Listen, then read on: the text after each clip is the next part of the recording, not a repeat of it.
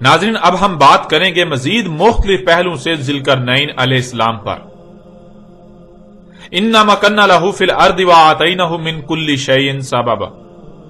اس میں کچھ شک نہیں، ذوالقرنین وہ تھا جسے مکن دیا تھا ہم نے زمین میں، یعنی ذوالقرنین وہ تھا جسے ہم نے زمین میں اقتدار و اختیار دیا تھا۔ اللہ سبحانہ وتعالی نے زمین میں مکن دیا تھا، تو سوال یہ پیدا ہوتا ہے کہ کیا اللہ ایسے ہی کسی کو زمین میں مکن دے دیتا ہے؟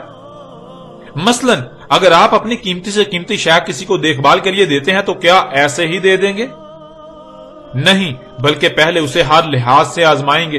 جب وہ آپ کی توقعات پر پورا اترے گا، جب آپ کو یقین ہو جائے گا کہ یہ آپ کی شے کی احسن طریقے سے دیکھ بھال کر سکتا ہے، جو ذمہ داری اس کو دی جائے گی اسے احسن طریقے سے پورا کر سکتا ہے، پھر آپ اس کو اس شے پر اختیار دیں گے، تب آپ اپنی امانت اس کے حوالے کریں گے۔ بالکل ایسے ہی اللہ سبحانہ وتعالی کا بھی قانون ہے کہ وہ اگر کسی کو اپنی امانت دیتا ہے تو وہ ایسے ہی نہیں دے دیتا، بلکہ اللہ پہلے اسے ہر لحاظ سے آزماتا ہے، اسے آزمائشوں میں ڈالتا ہے، فتنے میں ڈالتا ہے۔ جب وہ ثابت قدم رہے، وہ اپنے آپ کو اس امانت کا اہل ثابت کرے، اللہ تب اپنی امانت اسے سونپتا ہے۔ تو ناظرین، یہاں سوال یہ پیدا ہوتا ہے کہ جسے اللہ سبحانہ وتعالی نے ذوالقرنین کہا، یعنی وہ شخص جسے زمین کے دونوں مخصوص کرن دیے گئے، زمین کے مغرب و مشرق تک کا اقتدار دیا گیا، مکن دیا گیا، حکومت دی گئی، کیا اللہ نے اسے بغیر آزمائش میں ڈالے، یعنی بغیر امتحان فتنے میں ڈالے ہی زمین کے دونوں مخصوص کرن دے دیے، زمین کے مغرب و مشرق تک کا اقتدار دے دیا، مکن دے دیا؟ نہیں، بالکل نہیں، ایسا نہیں ہو سکتا، کیونکہ اللہ اپنی سنت تبدیل نہیں کرتا، اللہ اپنے قانون میں، اپنے طریقے میں رائے برابر بھی رد و بدل نہیں کرتا۔ اللہ نے اسے بغیر آزمائے، یعنی بغیر فتنے میں ڈالے حکومت نہیں دی۔ اس لیے اب سوال یہ پیدا ہوتا ہے کہ وہ کون سا شخص ہے جسے اللہ سبحانہ وتعالی نے ذوالقرنین کہا، یعنی زمین کے مغرب و مشرق تک کی حکومت دی؟ اسے اتنی بڑی امانت دینے سے پہلے کب، کہاں اور کس موقع پر آزمایا؟ امتحان میں ڈالا، یعنی فتنے میں ڈالا، اور وہ اس فتنے کا شکار ہو کر اس امتحان میں ناکام ہونے کی بجائے اس فتنے کو پہچان کر ثابت قدم رہا، اور اس آزمائش میں، اس امتحان میں کامیاب ہو کر اللہ کی امانت زمین کا اہل ثابت ہوا، اور پھر اللہ سبحانہ وتعالی نے اسے زمین میں مکن دیا۔ جب اللہ سے یہ سوال کیا جائے تو اللہ سبحانہ وتعالی اس سوال کا جواب قرآن کی سورہ صاد میں دیتا ہے۔ سورہ صاد کی آیت نمبر 26 میں اللہ سبحانہ وتعالی نے کہا، یا داؤد انا جعلناک خلیفۃ فی الارض، اے داؤد اس میں کچھ شک نہیں، کر دیا ہم نے تجھے خلیفہ زمین میں، یعنی داؤد کو زمین میں خلیفہ بنایا۔ اور تھوڑا ہی آگے جا کر اسی سورت کی آیت نمبر 30 میں اللہ سبحانہ وتعالی نے کہا، وَوَهَبْنَا لِدَاؤُدَ سُلَيْمَانَ نِعْمَ الْعَبْدُ إِنَّهُ أَوَّابٌ۔ اس آیت کو سمجھنے کے لیے اس میں استعمال ہونے والے الفاظ کو جاننا بہت ضروری ہے۔ پہلا لفظ وہب اور دوسرا لفظ اواب۔ وہب کہتے ہیں کسی کو ہر طرح سے آزما کر اس وقت کوئی شے دینا جب کہ وہ ہر آزمائش پر پورا اتر کر ثابت کر دے کہ وہی اس کا اہل ہے۔ اور اواب کہتے ہیں ایسے گناہ، جرم وغیرہ سے توبہ کرنے کو جو اللہ کے غلام سے سرزد ہو، لیکن اس غلطی، گناہ یا جرم وغیرہ کا ذمہ دار غلام نہ ہو، بلکہ وہ غلام ایسا کام جو گناہ، جرم یا غلطی ہے وہ خالق و مالک کی طرف سے ہی، خالق و مالک کی غلامی سمجھ کر ہی کرے، لیکن اس وقت اسے اس کا شعور نہ ہو، اس لیے کہ خالق و مالک نے خود ہی کسی نہ کسی وجہ سے اپنے امر کے ذریعے اس سے وہ کام خود کرایا ہو۔ اور جب غلام کو اس کا شعور آ جائے، ادراک ہو جائے یا احساس ہو جائے کہ جسے وہ اپنے مالک اللہ کی غلامی سمجھ کر رہا ہے وہ تو اصل میں اس سے بغاوت ہے، وہ جرم ہے، وہ گناہ ہے، تو غلام فوراً اپنے خالق و مالک سے رجوع کرے، کیونکہ غلام کبھی بھی اپنے خالق و مالک کی نافرمانی نہیں کرتا الا یہ کہ اسے شعور نہ ہو، یا جب خالق کے قانون میں ہو کہ اب غلام نے وہ عمل ترک کرنا ہے تو خالق و مالک اپنے قانون کے مطابق اپنے غلام سے وہ عمل ترک کروا دے۔ اور یہ اللہ سبحانہ وتعالی کی طرف سے اپنے غلام کے لیے امتحان کی غرض سے نہ صرف آزمائش، فتنہ ہوتا ہے، بلکہ اس کی تربیت بھی ہوتی ہے جس سے اسے علم و حکمہ حاصل ہوتے ہیں۔ یہ عربی میں اواب کہلاتا ہے۔ اللہ سبحانہ وتعالی کی اس آیت میں کہنا ہے وَوَهَبْنَا لِدَاؤُدَ سُلَيْمَانَ، اور داؤد کا وارث بنانے کے لیے، یعنی داؤد کے بعد زمین میں خلیفہ بنانے کے لیے ہم نے سلیمان کو ہر طرح سے آزمایا، یعنی فتنے میں ڈالا۔ جب وہ فتنے کا شکار ہونے کے بجائے فتنے کو پہچان کر ثابت قدم رہا، جیسے ہی اس پر واضح ہو گیا کہ جسے وہ اللہ کی غلامی سمجھ کر رہا ہے وہ تو اصل میں اللہ سے بغاوت ہے، اسے اس کا شعور ہی نہیں تھا، تو اس نے فوراً ہی اسے ترک کر دیا اور اللہ سے رجوع کر کے خود کو اس ذمہ داری کا اہل ثابت کیا، تو اسے زمین میں خلیفہ بنایا۔ یعنی اللہ سبحانہ وتعالی نے اپنی امانت سلیمان کے حوالے کر دی، داؤد کا وارث بنایا۔ آگے اللہ سبحانہ وتعالی کا کہنا ہے نعم العبد، سلیمان داؤد کا بدل غلام ہے۔ یعنی جیسے داؤد اللہ کا غلام تھا، اللہ کی نافرمانی کرنے والا نہیں تھا، اللہ کا خالص غلام اور امانت کا حق ادا کرنے والا امانت دار تھا، بالکل ایسے ہی داؤد کا بدل سلیمان بھی تھا۔ انہ اواب، اس میں کچھ شک نہیں وہ اواب ہے۔ یعنی سلیمان کو جب فتنے میں ڈالا گیا تو جیسے ہی اس پر واضح ہوا کہ جسے وہ حق سمجھ کر رہا ہے وہ حق نہیں بلکہ فتنہ ہے، وہ اس فتنے کا شکار ہو چکا ہے، تو فوراً اللہ کی طرف پلٹا، فتنے کو ترک کر دیا۔ اب ناظرین آپ خود غور کریں، زمین میں مکن دینے کے لیے آزمایا گیا، فتنے میں ڈالا گیا سلیمان علیہ السلام کو، اور سلیمان علیہ السلام اللہ کی طرف سے ڈالے گئے ہر امتحان اس فتنے میں کامیاب ہوئے۔ انہوں نے خود کو زمین اللہ کی امانت کا اہل ثابت کر دیا، تو پھر زمین کے مغرب و مشرق کا اقتدار کسی اور کو دیا گیا یا پھر سلیمان علیہ السلام کو؟ ذوالقرنین اللہ کے نبی سلیمان علیہ السلام تھے یا پھر اسکندر اعظم آتش پرست مشرک اور سائرس ایرانی مشرک؟ ناظرین حق ہر لحاظ سے آپ کے سامنے ہے۔ جب القرنین یعنی مخصوص دو کرن زمین کے مغرب و مشرق تک مکن دینے کے لیے آزمایا گیا داؤد کے بیٹے سلیمان کو، فتنے میں ڈالا گیا داؤد کے بیٹے سلیمان کو، اور پھر سلیمان ہر لحاظ سے اس فتنے میں کامیاب رہے، اس نے خود کو القرنین کا اہل ثابت کیا، تو القرنین کسی اور کو دے دیے گئے، وہ بھی ان کو جو مشرک اعظم تھے، سکندر اعظم یا سائرس ایرانی۔ ایسا کیسے ہو سکتا ہے؟ اس لیے ذوالقرنین وہ شخصیت جسے دونوں مخصوص کرن حاصل ہوئے، یعنی زمین کے مغرب و مشرق کا اقتدار دیا گیا، جسے زمین کے مغرب و مشرق تک مکن دیا گیا، وہ اللہ کے نبی سلیمان علیہ السلام تھے، نہ کہ کوئی اور۔ وہ داؤد کے بیٹے سلیمان علیہ السلام تھے، نہ کہ سائرس ایرانی یا اسکندر اعظم مشرک۔ ناظرین حق کس قدر واضح ہو جانے کے باوجود بھی اگر کوئی یہ کہتا ہے کہ نہیں سلیمان کے علاوہ کوئی اور ذوالقرنین تھا، تو جسے بھی وہ ذوالقرنین کہے اسے یہ ثابت کرنا ہوگا کہ اللہ نے اسے اس مقصد کے لیے اپنی امانت دینے کے لیے آزمایا، فتنے میں ڈالا، اور پھر وہ اس فتنے میں کامیاب رہا اور خود کو القرنین کا اہل ثابت کر دیا۔ اور اگر کوئی ایسا نہیں کر سکتا، جو کہ ناممکن ہے، تو وہ جان لے دنیا کی کوئی طاقت حق کا رد نہیں کر سکتی۔ ذوالقرنین اللہ کے نبی داؤد کے بیٹے سلیمان علیہ السلام تھے، دنیا کی کوئی طاقت اس بات کا رد نہیں کر سکتی۔ پھر ناظرین دیکھیں اللہ سبحانہ تعالی نے سورہ صاد میں آگے یہ بات بھی بالکل واضح کر دی کہ سلیمان علیہ السلام کو فتنے میں ڈالا تھا، یعنی سلیمان کو آزمایا تھا، اور پھر اس کے بعد جو کچھ ہوا وہ بھی اللہ سبحانہ وتعالی نے اس قرآن میں اگلی آیات میں بالکل واضح کر دیا۔ سورہ صاد کی آیت نمبر 34 میں اللہ سبحانہ وتعالی کا کہنا ہے وَلَقَدْ فَتَنَّا سُلَيْمَانَ وَأَلْقَيْنَا عَلَى كُرْسِيِّهِ جَسَدًا ثُمَّ أَنَابَ۔ وَلَقَدْ فَتَنَّا سُلَيْمَانَ، اور تحقیق کے یعنی تم اپنی تحقیق کر لو، اپنے گوڑے دوڑا لو، جو کہا جا رہا ہے یہی حق ہے، یہی حقیقت تمہارے سامنے آئے گی کہ فتنے میں ڈالا تھا ہم نے سلیمان کو، یعنی آزمایا ہم نے سلیمان کو، اور وہ فتنہ کیا تھا اللہ سبحانہ وتعالی نے وہ بھی آگے واضح کر دیا۔ وَأَلْقَيْنَا عَلَى كُرْسِيِّهِ جَسَدًا، اور ڈالا تھا ہم نے اس کی کرسی پر ایک جسد، ثُمَّ أَنَابَ، پھر حق واضح ہونے پر فوراً پلٹا، اللہ سے رجوع کیا۔ ناظرین جیسا کہ دجال کے موضوع پر گزشتہ ایک ساتھ میں یہ بات کھول کھول کر واضح کی جا چکی کہ وہ اقوام جو اس قرآن کے نزول سے پہلے زمین پر آباد تھیں، جیسے کہ قوم نوح، قوم عاد، قوم سمود، قوم لوط، قوم شعیب یا پھر آل فرعون وغیرہ، وہ لوگ قوت میں بہت بڑھ کر تھے۔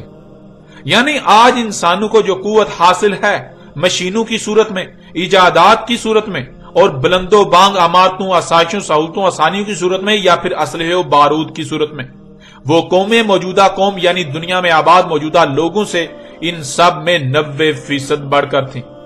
موجودہ قوم یعنی دنیا میں آباد موجودہ لوگوں کے پاس جو ٹیکنالوجی ہے، جو ایجادات ہیں، یہ جو قوت ہے، یہ ان قوموں کا 10% بھی نہیں ہے۔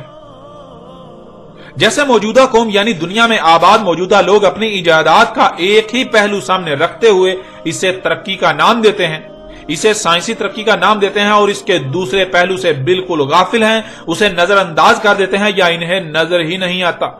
بالکل یہی معاملہ ان قوموں کا بھی تھا۔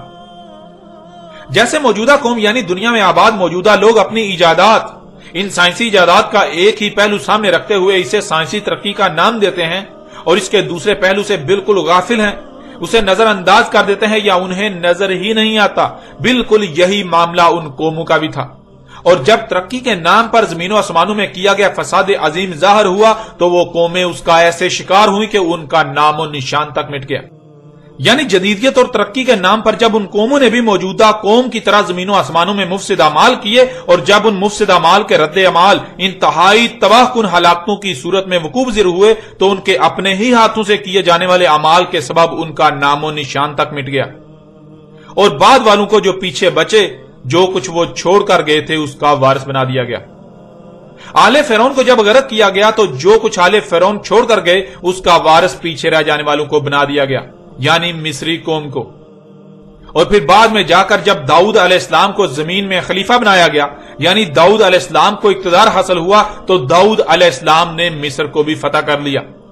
مصر فتح کرنے سے مصری قوم جو کہ نسل در نسل آل فرعون جو کچھ ترک کیے ہوئے تھے اس کی وارث تھی، مصری قوم کے پاس علم اور اسباب تھے تو داؤد علیہ السلام کو وہ علم و اسباب حاصل ہو گئے، یعنی داؤد علیہ السلام کو اس وقت کی اعلیٰ ترین ٹیکنالوجی حاصل ہوئی جس سے داؤد علیہ السلام کا اقتدار مزید مضبوط ہو گیا۔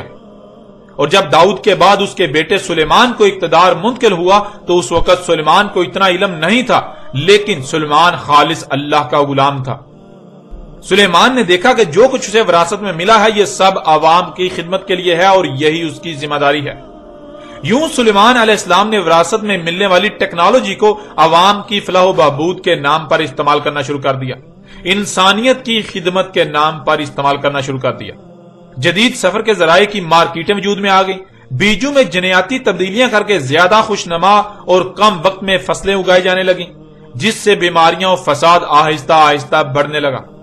سلیمان کو اس بات کا اندازہ نہیں تھا کہ ان بیماریوں کے بڑھنے کی وجوہات کیا ہیں، بلکہ وہ الٹا اپنے سائنسدانوں کو ان بیماریوں پر قابو پانے کے لیے ادویات کی تیاری میں لگائے رہا کہ وہ انسانیت کی خدمت کر رہے ہیں۔ یعنی وراثت میں ملنے والے تمام وسائل و اسباب کو انسانیت کی خدمت کے نام پر استعمال کیا جانے لگا، جو کہ در حقیقت فساد تھا۔ اور پھر ایک وقت ایسا آیا کہ سلیمان کے ہاں ایک بچہ پیدا ہوا جو نامکمل اور بے جان در تھا، جس وجہ سے سلیمان پر اس فتنے کی حقیقت بالکل چاک ہو گئی۔ جب سلیمان کے اپنے ہاں ایسا بچہ پیدا ہوا جو نامکمل اور بے جاندار تھا، تب سلیمان نے کہا کہ یہ اللہ کی خلق نہیں ہو سکتی، کیونکہ اللہ کے لیے تو ہے ہی حمد۔ اللہ ایسا خلق نہیں کرتا جس میں حمد نہ ہو، جس میں خامیاں، خرابیاں اور نقائص ہوں۔ اللہ تو احسن الخالقین ہے۔ اللہ جو بھی خلق کرتا ہے وہ احسن خلق کرتا ہے، ایسا بہترین خلق کرتا ہے جس سے بہتر اور کوئی نہ ہو، اور جو احسن نہیں ہے، جس میں خامیاں خرابیاں ہوں، وہ اللہ کی خلق نہیں ہو سکتی، اس کا خالق اللہ نہیں ہو سکتا۔ اس لیے جس میں اتنے بڑے بڑے عیوب ہوں، خامیاں ہوں، وہ اللہ کی خلق کیسے ہو سکتی ہے؟ وہ اللہ کی خلق نہیں ہے۔ ان خابیوں خرابیوں اور عیوب کا ذمہ دار اللہ نہیں بلکہ کوئی اور ہے۔ اللہ کی خلق میں شرک کیا گیا، اللہ کے ساتھ اس کی خلق میں مداخلت کی گئی، اللہ کی خلق میں شرک کیا گیا، جس وجہ سے ایسا بچہ پیدا ہوا۔ تو حق کیا ہے اسے جاننے کے لیے سلیمان علیہ السلام نے اس نامکمل اور بے جان دردنما پیدا ہونے والے بچے پر تحقیقات کا حکم جاری کر دیا۔ جب تحقیقات کی گئی کہ ایسا بچہ پیدا ہونے کی وجوہات کیا ہیں، تو یہ بات سامنے آئی کہ جو کھاؤ گے وہی پروڈکٹ وجود میں آئے گی، جو کھاؤ گے وہی بنے گا۔ جو فصلیں اگائی جا رہی ہیں وہ انتہائی کم وقت میں زیادہ سے زیادہ اور خوش نما تو ہیں، لیکن ان کے استعمال کرنے والوں کو فساد ہی کا سامنا کرنا پڑے گا، کیونکہ انسانی جسم کو جن عناصر کی ضرورت ہوتی ہے ان میں وہ تمام عناصر نہیں پائے جاتے، اور ان کی مقدار و معیار بھی وہ نہیں ہوتا جو انسانی جسم کو درکار ہوتا ہے۔ یعنی ساری کی ساری ذمہ داری حکومت پر عائد ہوئی۔ ناظرین، جیسے آج کوئی واقعہ ہوتا ہے تو اس کی حقیقت جاننے کے لیے تحقیقاتی کمیٹی تشکیل جاتی ہے جو تحقیقات کر کے اصل وجوہات اور اصل محرکات کو سامنے لاتی ہے۔ بالکل ایسے ہی جب سلیمان کے اپنے ہاں ایسا بچہ پیدا ہوا جو نامکمل اور بے جان تھا، ایک ڈر تھا، تو سلیمان نے یہ بات جاننے کے لیے کہ ایسا کیسے ہوا، کیوں ہوا، تحقیقاتی کمیٹی تشکیل دی۔ اس کی مکمل تحقیقات کروائیں۔ جب اس بچے پر تحقیقات کی گئیں تو اس کی ساری ذمہ داری حکومت پر عائد ہوئی۔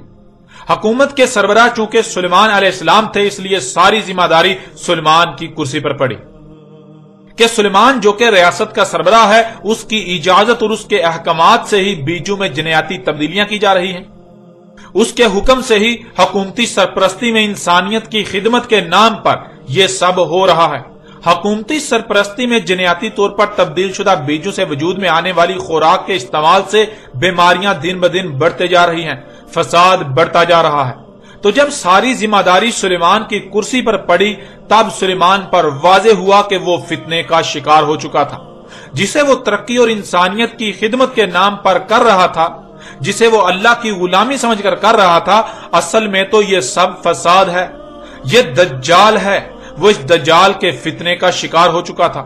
وہ اس کا ایک پہلو دیکھ رہا تھا، دوسرا پہلو جو کہ اصل حقیقت تھی وہ اس سے بالکل چھپی ہوئی تھی، وہ تو اب سامنے آئی۔ تو جیسے ہی سلیمان پر یہ فتنہ جو کہ دجال کا فتنہ تھا، اس کی حقیقت واضح ہوئی، تو سلیمان علیہ السلام نے فوراً اللہ سے رجوع کیا، جس کا ذکر اللہ نے اسی آیت میں کر دیا۔ وَلَقَدْ فَتَنَّا سُلَيْمَانَ وَأَلْقَيْنَا عَلَى كُرْسِيِّهِ جَسَدًا ثُمَّ أَنَابَ۔ اور تحقیق کے فتنے میں ڈالا ہم نے سلیمان کو، آزمایا ہم نے سلیمان کو اور ڈالا ہم نے اس کی کرسی پر ایک جسد۔ پھر وہ فتنہ واضح ہونے پر، حق واضح ہونے پر فوراً اللہ کی طرف پلٹا۔ قال رب اغفر لی وہب لی ملکا لا ينبغی لأحد من بعدی انک انت الوہاب۔ قال رب اغفر لی، کہا تھا سلیمان نے، اے میرے رب غفر کر میرے لیے۔ یعنی اب تک جو کچھ بھی ملاوٹیں ہوئیں، فطرت میں چھیڑ چھاڑ ہوئی، میری وجہ سے، ان ملاوٹوں کو نکال کر مخلوقات کو، فطرت کو فساد سے پاک کرنا بھی میرے لیے کر دے۔ کہ آج تک جو بھی فساد ہوا، فطرت میں چھیڑ چھاڑ کر کے اسے ملاوٹ زدہ کیا گیا، اسے عیب زدہ کیا گیا، اس میں خامیاں پیدا کی گئیں، اسے ان ملاوٹوں سے پاک کرنے، اس فساد کو روکنے کے لیے، تاکہ دوبارہ ہر شے خالص ہو جائے، اپنی اصل حالت میں آ جائے، مجھے ہی یہ ذمہ داری دے۔ وَحَبْ لِي مُلْكًا لَا يَنْبَغِي لِأَحَدٍ مِّن بَعْدِي، اور مجھے ہر طرح سے آزما چکنے کے بعد، جبکہ میں اس کا اہل ثابت ہو چکا، ایسا ملک دے جو میرے بعد کسی ایک کے لیے بھی نہ ہو۔ اِنَّكَ أَنْتَ الْوَهَّابُ، اس میں کچھ شک نہیں، تو ہی ہے جو ہر طرح سے آزما کر اس کا اہل ثابت ہو جانے کے بعد دے رہا ہے۔ ناظرین، اسے ایک مثال سے سمجھ لیجئے۔ مثال کے طور پر آپ کسی ایسے کارخانے میں کام کرتے ہیں جس کے بارے میں معاشرے میں مشہور ہے کہ وہ ادویات بنا کر انسانیت کی خدمت کر رہا ہے، لیکن حقیقت یہ نہیں ہے، بلکہ حقیقت اس کے بالکل برعکس ہے۔ حقیقت یہ ہے کہ اس کارخانے میں ادویات نہیں، بلکہ ادویات کے نام پر زہر تیار کر کے لوگوں کو کھلایا جا رہا ہے، لوگوں کی زندگیوں کے ساتھ کھیلا جا رہا ہے، اور لوگ اس دھوکے کا شکار ہیں، یعنی ہر کوئی اسے مسیحا ہی سمجھتا ہے۔ اب اگر آپ سے کوئی یہ کہتا ہے کہ آپ جس کارخانے میں کام کرتے ہیں وہاں ادویات نہیں بلکہ زہر بنا کر لوگوں کو کھلایا جا رہا ہے، لوگوں کی زندگیوں کے ساتھ کھیلا جا رہا ہے، تو کیا آپ ساری دنیا کے برعکس اس بات کو مان لیں گے؟ نہیں، آپ بالکل نہیں مانیں گے، کیونکہ آپ اپنی آنکھوں سے دیکھ رہے ہیں اور اپنے کانوں سے سن رہے ہیں کہ اکثریت کے نزدیک وہ کارخانہ ادویات بنا کر انسانیت کی خدمت کر رہا ہے۔ وہ کارخانہ اور اس کے مالکان تو انسانیت کے لیے مسیحا ہے، تو آپ اس کے بالکل برعکس بات کیسے مان سکتے ہیں؟ آپ کیسے مانیں گے؟ آپ بھی اسے مسیحا ہی تسلیم کریں گے۔ لیکن کل کو ایسا ہو کہ آپ کا اپنا بچہ بیمار ہوتا ہے، آپ اسی کارخانے کی تیار شدہ دوائی اپنے بچے کو کھلاتے ہیں جس میں آپ کام کرتے ہیں، جسے ساری دنیا مسیحا سمجھتی ہے، اور نتیجہ یہ نکلتا ہے کہ آپ کے بچے کی موت ہو جاتی ہے۔ جب بچے کا پوسٹ مارٹم کیا جاتا ہے تو پوسٹ مارٹم میں بچے کی موت کی وجہ اس دوائی کو قرار دیا جاتا ہے کہ اگر بچے کو وہ دوائی نہ دی جاتی، نہ کھلائی جاتی، تو بچے کی موت واقع نہ ہوتی، بچہ بچ جاتا۔ تو اب آپ سے سوال ہے کہ ایسی صورت میں آپ کی سوچیں، آپ کے جذبات، آپ کے خیالات، آپ کے تاثرات کیا ہوں گے؟ آپ کی چاہت کیا ہوگی؟ کیا اب بھی آپ اکثریت کی زبان بولیں گے، یا پھر اب حق آپ پر اس قدر واضح ہو چکا کہ آپ کو کسی دلیل کی کوئی ضرورت نہیں؟ اور جو آپ کے بچے کا قاتل ہو، کیا آپ اسے ایسے ہی چھوڑ دیں گے؟ معاف کر دیں گے, نظر انداز کر دیں گے؟ نہیں, بالکل نہیں. بلکہ اگر آپ کے پاس اس کارخانے کے مالکان سے بڑھ کر قوت ہو تو نہ صرف آپ مالکان سے پورا بدلہ لیں گے بلکہ کارخانے کو تباہ و برباد کر کے رکھ دیں گے, کارخانے کو صفحہ ہستی سے مٹا کر رکھ دیں گے. اور اگر آپ کے پاس قوت نہ ہو لیکن کوئی آپ کے سامنے ایسا ہو جو آپ کو اتنی قوت دے سکے تو آپ کیا کریں گے؟ آپ کیا چاہیں گے؟ تھوڑا سا غور کریں, حقیقت آپ کے سامنے ہے. آپ یہی چاہیں گے اور یہی کہیں گے کہ اگر مجھے اتنی قوت دے دی جائے جتنی درکار ہے تو میں کارخانے اور اس کے مالکان کو صفحہ ہستی سے مٹا دوں تاکہ آج جو میرے ساتھ ہوا کل کو کسی دوسرے کے ساتھ نہ ہو. بالکل ایسے ہی جب تک سلیمان کے اپنے سر پر نہیں پڑی سلیمان پر حق واضح نہیں ہوا. سلیمان کی سربراہی میں انسانیت کی خدمت کے نام پر فساد ہوتا رہا, بالکل ایسے ہی جیسے آج ہو رہا ہے.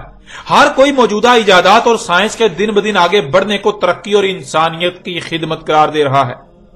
لیکن جیسے ہی سلیمان کے اپنے سر پر پڑی اور سلیمان پر حقیقت واضح ہوئی, دجال کا قتل ہو گیا, تو سلیمان نے دیکھا کہ اس وقت تو پوری کی پوری دنیا میں ترقی کے نام پر فساد ہو رہا ہے. تو سلیمان نے اپنے رب سے دعا کیا, میرے رب مجھے تو نے فتنے میں ڈالا جو کہ اب مجھ پر واضح ہو چکا, تو اگر تو مجھے ایسا ملک دیتا ہے جو میرے بعد کسی ایک کے لیے بھی نہ ہو تو میں پوری زمین کو اس دجال کے فتنے سے پاک کر دوں گا. مسیحاؤں انسانیت کے خدمتگاروں کے نام پر مفسدین کو ان کے کیے کی سزا دوں گا. زمین میں ہونے والے فساد کو روک کر پوری زمین کو اس فتنے سے پاک کر دوں گا. اور تو مجھے آزما بھی چکا ہے. اب جبکہ میں فتنے میں کامیاب ہو چکا, مجھ پر بالکل واضح ہو چکا کہ یہ ترقی نہیں بلکہ یہ تو دجال کا فتنہ ہے, تو میں اس ذمہ داری کا اہل ثابت ہو چکا. تو مجھے ایسا ملک دے, یعنی زمین میں, زمین کے مغرب و مشرق تک مکن دے. اور اللہ نے سلیمان کی اس دعا کو قبول کرتے ہوئے القرنین یعنی 2 مخصوص قرن زمین کے مغرب و مشرق تک کا اقتدار و اختیار دیا. اب ناظرین آپ خود غور کریں کہ ذوالقرنین یعنی وہ شخصیت جسے 2 مخصوص قرن دیے گئے جو کہ زمین کے مغرب و مشرق تک کا مکن ہے, وہ کون ہے؟ کیا وہ سلیمان کے علاوہ کوئی دوسرا ہے؟ کوئی دوسرا ہو سکتا ہے؟ نہیں, بالکل نہیں. وہ اللہ کے نبی سلیمان علیہ السلام تھے, نہ کہ اسکندر اعظم یا سائرس ایرانی نامی مشرکین. ناظرین آپ نے جان لیا کہ سلیمان علیہ السلام نے اپنے رب سے ایسا ملک مانگا جو اس کے بعد کسی ایک کے لیے بھی نہ ہو, اور ایسا ملک جسے دیا گیا اسے قرآن میں ذوالقرنین کہا گیا. تو کیا ذوالقرنین سلیمان کے علاوہ کوئی اور ہو سکتا ہے؟ نہیں, بالکل نہیں. بلکہ اس پہلو سے بھی یہ بات بالکل کھل کر واضح ہو جاتی ہے کہ ذوالقرنین سلیمان علیہ السلام تھے. اب ناظرین ذرا غور کریں, سلیمان علیہ السلام نے اللہ سے ایسا ملک اس لیے مانگا تاکہ وہ پوری زمین کو دجال کے فتنے سے پاک کر دیں, جس کے لیے ہر شے سے اسباب کی ضرورت تھی. تو ظاہر ہے سلیمان کو ہر شے سے اسباب دیے گئے, لیکن جسے ہر شے سے اسباب دیے گئے قرآن اسے ذوالقرنین کہہ رہا ہے. تو پھر ذوالقرنین کون ہوا؟ اس پہلو سے بھی بالکل واضح ہو جاتا ہے کہ ذوالقرنین سلیمان علیہ السلام تھے, نہ کہ کوئی اور. سلیمان نے ملک عظیم مانگا تھا, جس سے یہ بات بالکل واضح ہو جاتی ہے کہ سلیمان کے پاس زمین کے مغرب میں ہونے والے فساد کی خبریں بھی آئیں اور اسی طرح زمین کے مشرق میں ہونے والے فساد کی خبریں بھی. اور پھر سلیمان نے نہ صرف زمین کے مغرب جہاں خشکی ختم ہو جاتی ہے, آگے سمندر ہی سمندر ہے, وہاں تک کا سفر کیا, وہاں تک زمین کو فساد سے پاک کیا, مفسدین کو ان کے کیے کی سزا دی, شیاطین کو قتل و قید کیا, اور جو کچھ کرنا لازم تھا وہ کیا. بلکہ بالکل اسی طرح زمین کے مشرق میں جہاں خشکی ختم ہو جاتی ہے اور آگے سمندر ہی سمندر ہے, وہاں بھی کیا. تو اس کا قرآن میں ذکر آنا لازم ہے. اور جب قرآن سے سوال کیا جائے تو قرآن میں سورہ الکہف کے اسی مقام پر ہی اس سب کا ذکر کیا جا رہا ہے. اور جس نے زمین کے مغرب و مشرق کے سفر کیے, وہاں مفسدین کو قتل و قید کیا, زمین کی اصلاح کی, زمین کو فساد سے پاک کیا, اسے ذوالقرنین کہا جا رہا ہے. اب آپ خود فیصلہ کریں کہ ذوالقرنین کون ہے. کیا سلیمان کے علاوہ کوئی دوسرا ذوالقرنین ہو سکتا ہے؟ نہیں, بالکل نہیں. ذوالقرنین اللہ کے نبی سلیمان علیہ السلام تھے، نہ کہ اسکندر اعظم یا سائرس ایرانی نامی مشرکین۔ پھر ناظرین سورہ صاد کی ان آیات میں دیکھیں جو اس وقت آپ کو سکرین پر نظر آ رہی ہیں۔ فَسَخَّرْنَا لَهُ الرِّيحَ تَجْرِي بِأَمْرِهِ رُخَاءً حَيْثُ أَصَابَ، بس سخر کر دی ہم نے اس کے لیے ہوا، یعنی اس کے اختیار میں دے دیا ہم نے ہوا کو جو اس کے امر سے بہتی تھی، جو کہ اس کے تیز ترین سواری کے ذرائع تھے جہاں کہیں بھی اس کو جانا ہوتا تھا۔ وَالشَّيَاطِينَ كُلَّ بَنَاءٍ وَغَوَّاصٍ، اور شیاطین کو اس کے اختیار میں دے دیا، یعنی شیاطین پر اسے دسترس دے دی، جو ہر طرح کی تعمیرات کرنے والے تھے، مادی یا غیر مادی تعمیرات، اور وہ تعمیرات بھی سمندروں میں پانیوں میں غوطہ زن ہو کر بنائی گئیں، یا وہ شیاطین بھی اس کی دسترس میں دے دیے جو پانیوں میں سمندروں میں غوطہ خوری کرنے والے تھے۔ وَآخَرِينَ مُقَرَّنِينَ فِي الْأَصْفَادِ، اور دوسرے وہ شیاطین بھی اس کے اختیار میں دے دیے، ان دوسرے شیاطین پر بھی اسے دسترس دے دی جسے اس نے ہتھ کڑیوں زنجیروں وغیرہ میں جکڑا، انہیں قید کیا، ان کی رہائی کو مشروط کر دیا۔ هَذَا عَطَاؤُنَا فَامْنُنْ أَوْ أَمْسِكْ بِغَيْرِ حِسَابٍ، یہ ہماری عطا ہے جو ہم نے اسے عطا کیا، بس وہ انہیں امان دے، یعنی ان پر دسترس پائی تو ان کو ان کی چاہت کے مطابق رہا کر دے، انہیں کوئی سزا نہ دے یا انہیں رہا کرے، ان سے جو چاہے کام لے، جہاں چاہے ان کا استعمال کرے، کسی بھی قسم کا کوئی حساب نہیں لیا جائے گا۔ سلیمان علیہ السلام کو جب دجال کے فتنے میں ڈالا گیا اور انہوں نے دجال کے فتنے کو پہچان کر فوراً اللہ سے رجوع کیا، اللہ کی امانت کے اہل ثابت ہوئے، تو سلیمان علیہ السلام نے ایسا ملک مانگا جو اس کے بعد کسی ایک کو بھی نہ دیا جائے، جو اس کے بعد کسی ایک کے لیے بھی نہ ہو۔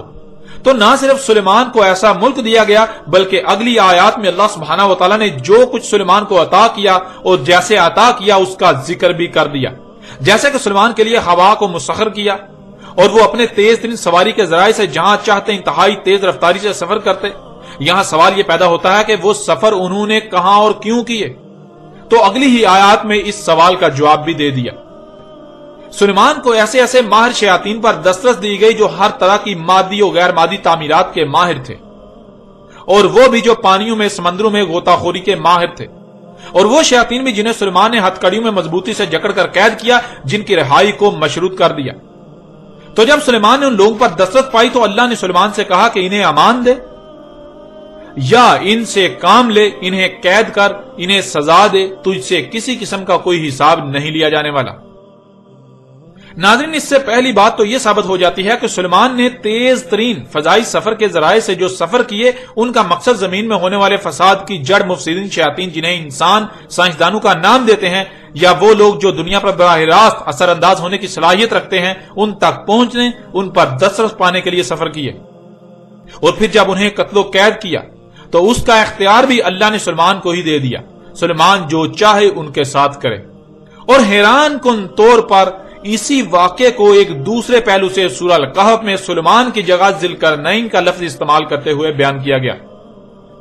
فَأَتْبَعَ سَبَبًا حَتَّى إِذَا بَلَغَ مَغْرِبَ الشَّمْسِ وَجَدَهَا تَغْرُبُ فِي عَيْنٍ حَامِئَةٍ وَوَجَدَ عِندَهَا قَوْمًا قُلْنَا يَا ذَا الْقَرْنَيْنِ إِمَّا أَن تُعَذِّبَ وَإِمَّا أَن تَتَّخِذَ فِيهِمْ حُسْنًا قَالَ أَمَّا مَنْ ظَلَمَ فَسَوْفَ نُعَذِّبُهُ ثُمَّ يُرَدُّ إِلَى رَبِّهِ فَيُعَذِّبُهُ عَذَابًا نُكْرًا وَأَمَّا مَنْ آمَنَ وَعَمِلَ صَالِحًا فَلَهُ جَزَاءً الْحُسْنَى وَسَنَقُولُ لَهُ مِنْ أَمْرِنَا يُسْرًا ثُمَّ أَتْبَعَ سَبَبًا حَتَّى إِذَا بَلَغَ مَطْلِعَ الشَّمْسِ وَجَدَهَا تَطْلُعُ عَلَى قَوْمٍ لَمْ نَجْعَل لَّهُم مِّن دُونِهَا سِتْرًا كَذَلِكَ وَقَدْ أَحَطْنَا بِمَا لَدَيْهِ خُبْرًا ثُمَّ أَتْبَعَ سَبَبًا حَتَّى إِذَا بَلَغَ بَيْنَ السَّدَيْنِ وَجَدَ مِن دُونِهِمَا قَوْمًا لَا يَكَادُونَ يَفْقَهُونَ قَوْلًا۔ ناظرین، وہ شخصیت جسے ذوالقرنین کہا گیا، اس کی پہچان کے لیے بتا دیا گیا کہ ذوالقرنین وہ ہے جس کو نہ صرف زمین میں مکن دیا بلکہ ہر شے سے اسباب دیے۔ ان اسباب میں سے سبب کے ذریعے جب اس کے پاس خبر آئی زمین کے مغرب کی طرف ہونے والے فساد کی تو اس نے اس کی اتباع کی، یعنی اس کے پیچھے پڑا۔ پھر جہاں پہنچا وہاں ایک ایسی قوم کو پایا جو مفسد قوم تھی، یعنی زمین میں فساد کرنے والے لوگ۔ اور جب ذوالقرنین نے ان پر دسترس پا لی تو اللہ نے کہا قُلْنَا يَا ذَا الْقَرْنَيْنِ إِمَّا أَن تُعَذِّبَ وَإِمَّا أَن تَتَّخِذَ فِيهِمْ حُسْنًا، اے ذوالقرنین، یعنی اے وہ جسے دو مخصوص کر دیے گئے زمین کے مغرب و مشرق، تجھے اختیار ہے، تو جو چاہے ان کے ساتھ کر۔ اگر تو چاہے تو انہوں نے جو فساد کیا ان کے کیے کہ انہیں سزا دے، اور تو چاہے تو ان کو سزا دینے کے بجائے ان میں حسن اخذ کر۔ یعنی زمین میں ہونے والے فساد کی روک تھام کے لیے اگر یہ تیرے کام آ سکتے ہیں، مخلوقات پر احسان کرنے کے لیے یہ تیرے کام آ سکتے ہیں، تو ان سے وہ کام لے، تجھ سے ان کے بارے میں کوئی حساب نہیں لیا جائے گا۔ اور پھر جب وہ شخصیت جسے ذوالقرنین کہا گیا وہ مشرق میں پہنچی اسباب کی اتباع میں، تو وہاں بھی اس نے وہی کیا اور وہاں بھی اللہ نے اس سے وہی کہا۔ اب ناظرین آپ خود غور کریں، اللہ سبحانہ تعالیٰ نے ایک ہی واقعے کو دو مختلف پہلوں سے قرآن میں بیان کیا۔ ایک مقام پر نام کے ساتھ ذکر کیا سلیمان، اور دوسرے مقام پر سلیمان نام کی بجائے لفظ ذوالقرنین کا استعمال کیا، جس کے معنی وہ شخص جسے دونوں مخصوص قرن حاصل ہوئے، جو کہ زمین کے مغرب و مشرق تک مکن ہے۔ اس پہلو سے بھی یہ بات بالکل کھل کر واضح ہو جاتی ہے کہ ذوالقرنین کوئی اور نہیں بلکہ اللہ کے نبی سلیمان علیہ السلام تھے۔ وہ سلیمان علیہ السلام ہی تھے جس نے مغرب و مشرق کے سفر کیے اور وہاں شیاطین جو کہ زمین میں فساد کے ذمہ دار تھے ان پر دسترس پائی، تو انہیں اللہ نے ہر قسم کا اختیار دے دیا کہ انہیں سزا دے، یا پھر وہ زمین میں فساد ختم کرنے میں، زمین کی اصلاح کرنے میں معاون ثابت ہوتے ہیں تو ان سے کام لے، اس سے کوئی حساب نہیں لیا جائے گا۔ اس لیے ذوالقرنین کوئی اور نہیں بلکہ سلیمان علیہ السلام تھے۔ پھر ناظرین ذرا غور کریں، جب ذوالقرنین مغرب و مشرق میں زیر سمندر بنائی جانے والی صدین یعنی دو رکاوٹوں کے درمیان پہنچا، تو وہاں جس قوم یعنی جن لوگوں کو پایا ان کے بارے میں قرآن کیا کہتا ہے؟ ثم اتبع سببا حتى اذا بلغ بين السدين وجد من دونهما قوما لا يكادون يفقهون قولا۔ پھر اس نے اتباع کی سبب کی یہاں تک کہ پہنچا مغرب اور مشرق والی دونوں رکاوٹوں کے درمیان، یعنی پہلے اس نے مغرب کا سفر کیا، وہاں مفسدین شیاطین کو قتل و قید کیا تو وہاں ایک صد قائم کی، پھر مشرق کی طرف سفر کیا تو وہاں بھی وہی کیا، وہاں بھی ایک صد قائم کی، پھر ان صدین یعنی مغرب و مشرق والی دونوں رکاوٹوں کے درمیان پہنچا تو وہاں بھی نہ صرف دو رکاوٹیں پائیں بلکہ ان کے علاوہ ایک قوم کو بھی پایا، ایسی قوم جو کسی ایک بھی بات کو سمجھنے کے قریب بھی نہ تھی۔ لیکن اس کے باوجود وہ شخصیت جسے ذوالقرنین کہا گیا اس نے نہ صرف ان کی ہر بات کو سمجھا بلکہ انہیں اپنی ہر بات سمجھائی بھی۔ اب ناظرین ذرا غور کریں، اگر سکندر اعظم یونانی یا سائرس ایرانی مشرکین ان دونوں میں سے کوئی ایک بھی ذوالقرنین تھا تو انہیں ایسی صلاحیت حاصل تھی کہ وہ کسی ایسی قوم سے بات چیت کر سکتے تھے، ان کا مسئلہ سمجھ سکتے تھے، انہیں اپنی ہر بات سمجھا سکتے تھے، جو لوگ کسی ایک بھی بات کو سمجھنے والے نہیں تھے۔ اور اگر اللہ سے سوال کریں کہ اے اللہ وہ کون سا شخص تھا جسے ایسے اسباب بھی دیے گئے جن کے ذریعے وہ ان سے بھی بآسانی کلام کر سکتا تھا جو کوئی ایک بھی بات سمجھنے کی صلاحیت نہیں رکھتے تھے، تو اللہ نے اس سوال کا جواب بھی قرآن میں بالکل واضح دے دیا۔ سورہ نمل کی آیت نمبر 18 اور 19 میں اللہ سبحانہ و تعالیٰ کا کہنا ہے حَتَّى إِذَا أَتَوْا عَلَى وَادِ النَّمْلِ قَالَتْ نَمْلَةٌ يَا أَيُّهَا النَّمْلُ ادْخُلُوا مَسَاكِنَكُمْ لَا يَحْطِمَنَّكُمْ سُلَيْمَانُ وَجُنُودُهُ وَهُمْ لَا يَشْعُرُونَ فَتَبَسَّمَ ضَاحِكًا مِنْ قَوْلِهَا وَقَالَ رَبِّ أُوزِعْنِي أَنْ أَشْكُرَ نِعْمَتَكَ الَّتِي أَنْعَمْتَ عَلَيَّ وَعَلَى وَالِدَيَّ وَأَنْ أَعْمَلَ صَالِحًا تَرْضَاهُ وَأَدْخِلْنِي بِرَحْمَتِكَ فِي عِبَادِكَ الصَّالِحِينَ۔ سورہ نمل کی ان آیات میں اللہ سبحانہ تعالیٰ نے یہ بات واضح کر دی کہ سلیمان علیہ السلام وہ شخصیت تھے جنہیں انسان تو انسان بلکہ جاندار یہاں تک کہ چیونٹیوں تک سے کلام کرنے کی صلاحیت دی گئی تھی۔ سلیمان علیہ السلام وہ شخصیت تھے جنہیں ایسے اسباب بھی دیے گئے تھے جن سے وہ ہر کسی سے کلام کر سکتے تھے، وہ ایسے لوگوں سے بھی کلام کر سکتے تھے، بات کر سکتے تھے جو کوئی ایک بات بھی سمجھنے کی صلاحیت نہیں رکھتے تھے۔ ناظرین سے یہ بات بالکل کھل کر واضح ہو جاتی ہے کہ ذوالقرنین کوئی اور نہیں بلکہ اللہ کے صالح نبی سلیمان علیہ السلام تھے، جنہوں نے ایک ایسی قوم سے بآسانی کلام کیا جو کسی ایک بھی بات کو سمجھنے یا سمجھانے کی صلاحیت نہیں رکھتی تھی۔ اور اگر سورہ نمل کی ان آیات کو سامنے رکھا جائے تو سلیمان علیہ السلام کا چیونٹیوں کا کلام سمجھنے کا ذکر کرنا آخر کس مقصد کے لیے قرآن میں بیان کیا گیا؟ اللہ سبحانہ و تعالیٰ کچھ بھی بغیر کسی مقصد کے نہیں کرتا، وہ جو بھی کرتا ہے حق کے ساتھ یعنی کسی نہ کسی مقصد کے لیے کرتا ہے، اس کے ہر کام کے پیچھے کوئی نہ کوئی مقصد ضرور ہوتا ہے۔ تو ذرا غور کریں، ایک شخص کا چیونٹیوں کی بات کو سمجھنے کی صلاحیت رکھنے کا ذکر کرنا کس مقصد کے لیے بیان کیا گیا؟ سورہ الکہف میں بیان کیے جانے والے ذوالقرنین کے واقعے کی روشنی میں دیکھیں تو یہ بات بالکل کھل کر واضح ہو جائے گی کہ اللہ سبحانہ و تعالیٰ نے ذوالقرنین کو واضح کرنے کے لیے قرآن میں یہ آیات اتاری۔ اس کے علاوہ ان آیات کے جو مقاصد ہیں ان پر بھی آگے چل کر اپنے موضوع کے تحت بات ہوگی، لیکن یہاں اس پہلو سے بھی یہ بات بالکل کھل کر واضح ہو جاتی ہے کہ ذوالقرنین اللہ کے نبی سلیمان علیہ السلام تھے، نہ کہ کوئی اسکندر اعظم یا سائرس ایرانی نامی مشرک۔ پھر ناظرین ذرا غور کریں، جب ذوالقرنین صدعین کے درمیان پہنچا اور وہاں دو چٹانوں کے درمیان درے کو بند کیا، اس درے کو بند کرنے کے لیے 12 کلومیٹر لمبی اور 5 کلومیٹر بلند چوٹیوں پر مشتمل سد قائم کی، رکاوٹ تعمیر کی، ایسی سد جو پوری ایک قوم کے بس کا کام نہیں تھا، جو ذوالقرنین نے کیا۔ ذرا غور کریں، کیا وہ سد بغیر اسباب کے بنائی جا سکتی تھی؟ اس کے لیے زبر الحدید یعنی خام صورت میں لوہا جو کہ پہاڑوں کو کاٹ کر پتھروں کی صورت میں حاصل ہوتا ہے، پہاڑوں کی مائننگ سے حاصل ہوتا ہے، وہ استعمال کیا گیا جو کہ لاکھوں ٹن پر مشتمل تھا۔ آخر وہ خام لوہا پہاڑوں سے کیسے حاصل کیا گیا؟ اس سے 12 کلومیٹر لمبی اور 5 کلومیٹر بلند آسمان کو چھوتی چوٹیاں کیسے بنائی گئیں؟ ان سب کے لیے نہ تو صرف ماہر تعمیرات جنہیں انجینئرز وغیرہ کہا جاتا ہے ان کی ضرورت ہوتی ہے، بلکہ انتہائی باری مشینری کی بھی ضرورت ہوتی ہے۔ اور یہ سب اسباب کس کو دیے گئے؟ کس کے اختیار میں ایسے ماہر انجینئرز تھے؟ پھر اس سد کی تعمیر کے لیے ہزاروں ٹن پگھلا ہوا تانبا استعمال کیا گیا۔ اتنی بڑی مقدار میں تانبا پگھلانے کے لیے نہ صرف غیر معمولی بڑے دانتوں کو پگھلانے والے برتن اور وسائل درکار ہیں، بلکہ ان برتنوں میں غیر معمولی مقدار میں پگھلے ہوئے تانبے کو اٹھا کر ہزاروں میٹر بلند چوٹیوں پر انڈیلنے کے لیے ماہر لوگوں اور غیر معمولی تعمیراتی مشینوں کا ہونا لازم ہے۔ تو یہ سب کس کو دیا گیا؟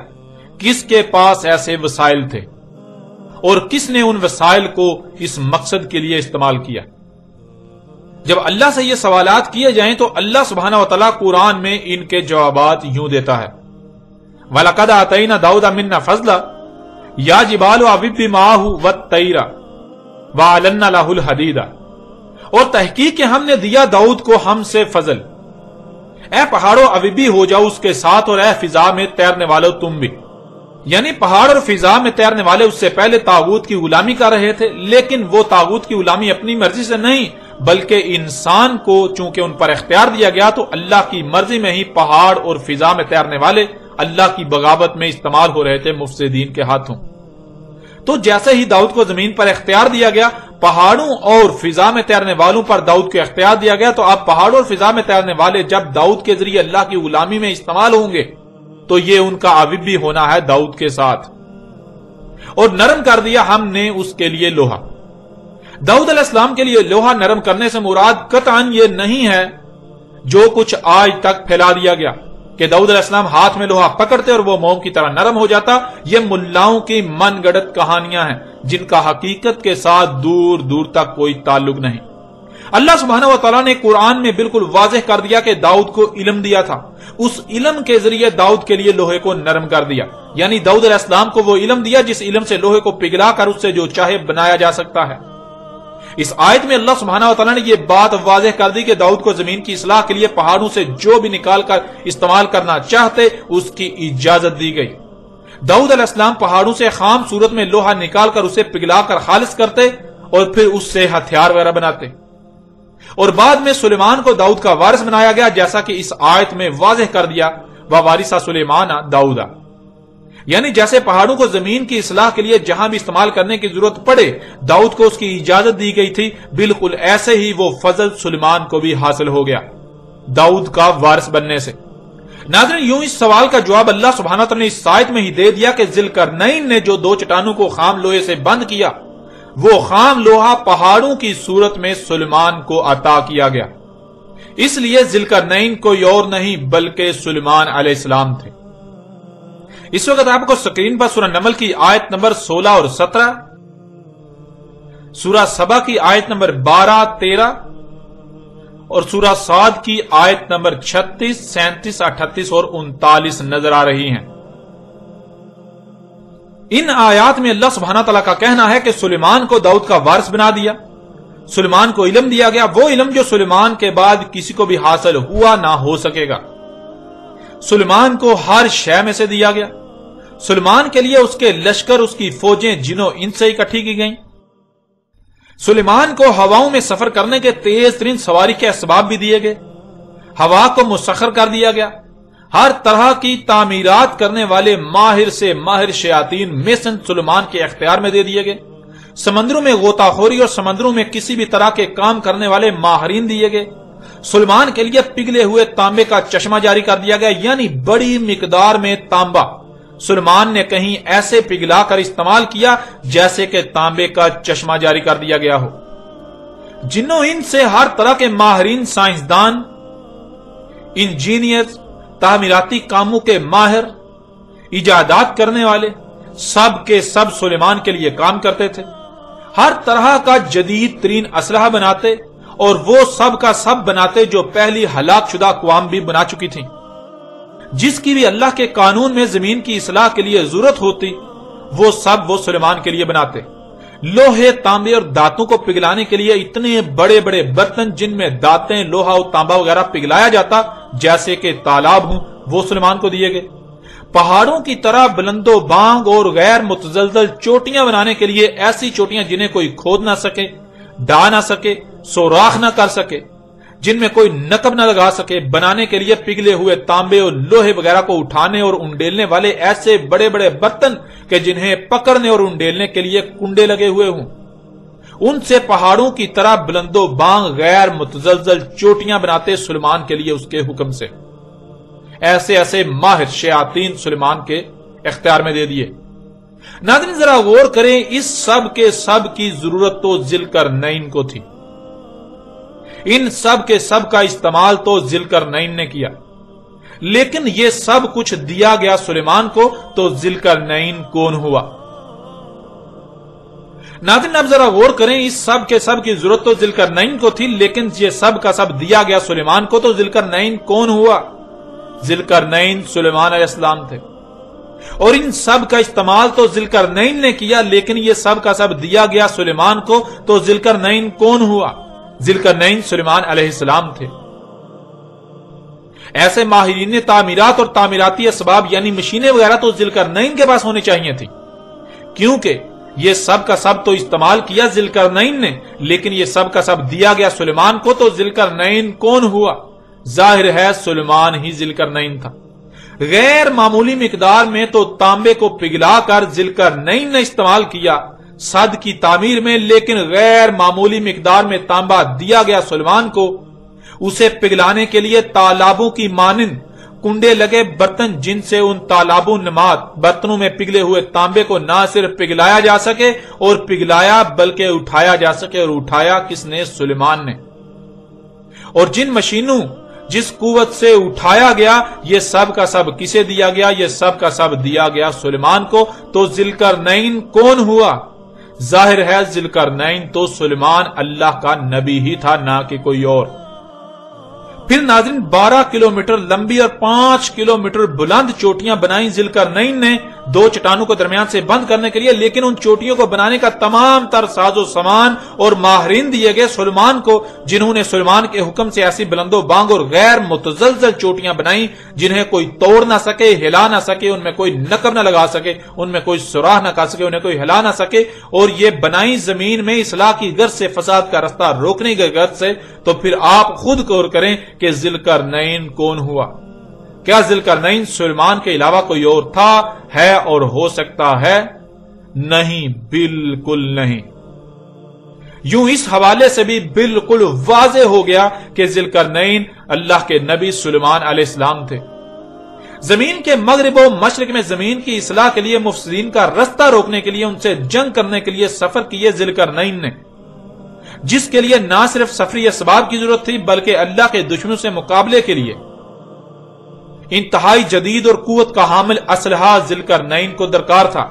لیکن ایسا اسلحہ بنانے کے ماہرین دیے گئے سلیمان کو، ایسا اسلحہ وہ بناتے تھے سلیمان کے لیے، یعنی اسلحہ دیا گیا سلیمان کو اور استعمال کرنے والے کو ذوالقرنین کہا جا رہا ہے، تو کیا یہ دو الگ الگ شخصیات کا ذکر کیا جا رہا ہے یا پھر ایک ہی شخصیت کا ذکر کیا جا رہا ہے؟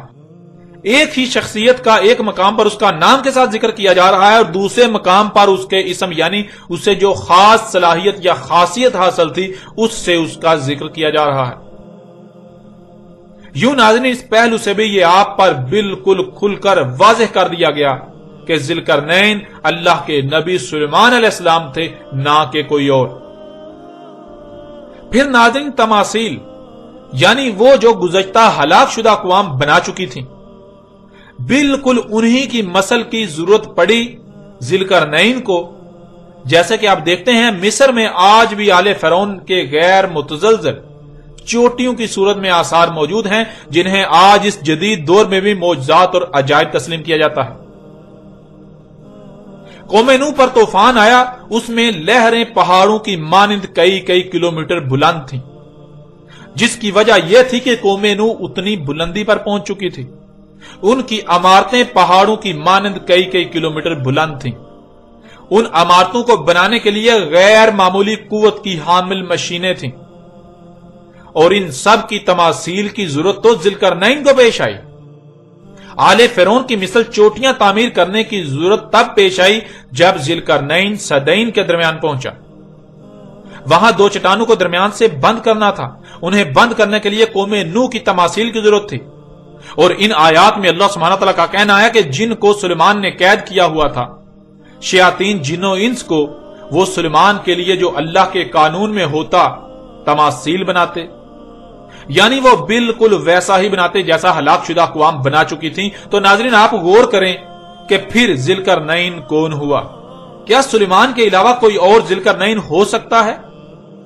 نہیں، بالکل نہیں۔ وہ اللہ کے نبی سلیمان علیہ السلام تھے، نہ کہ اسکندر اعظم یا سائرس ایرانی نامی مشرکین۔ پھر ناظرین آپ قرآن اٹھا کر دیکھیں تو پورے قرآن میں صرف اور صرف دو مقامات پر ہی غیر معمولی مقدار میں پگھلے ہوئے تانبے کا ذکر کیا گیا۔ ان میں سے ایک مقام پر اس کے استعمال کا ذکر کیا گیا اور استعمال کرنے والے کو ذوالقرنین کہا گیا، اور دوسرے مقام پر اس کا ذکر کیا گیا جسے وہ اتنی غیر معمولی مقدار میں تانبا دیا گیا، جس نے وہ غیر معمولی مقدار میں تانبا پگھلایا، اور وہ سلیمان علیہ السلام تھے۔ اب آپ خود غور کریں کہ کیا ذوالقرنین اور سلیمان دو الگ الگ شخصیات تھیں یا پھر ایک ہی شخصیت سلیمان علیہ السلام؟ وہ سلیمان علیہ السلام تھے جنہیں دوسرے مقام پر ذوالقرنین کہا جا رہا ہے، یعنی سلیمان ہی وہ شخصیت تھی جسے دو مخصوص قرن حاصل تھے، اور دو مخصوص قرن زمین کے مغرب اور مشرق تھے۔ سلیمان ہی وہ شخصیت تھی جسے زمین کے مغرب و مشرق تک کا اقتدار دیا گیا، یعنی مکن دیا گیا۔ اب ناظرین دنیا کی کوئی طاقت اس حق کا رد نہیں کر سکتی کہ ذوالقرنین داؤد علیہ السلام کے بیٹے سلیمان علیہ السلام تھے۔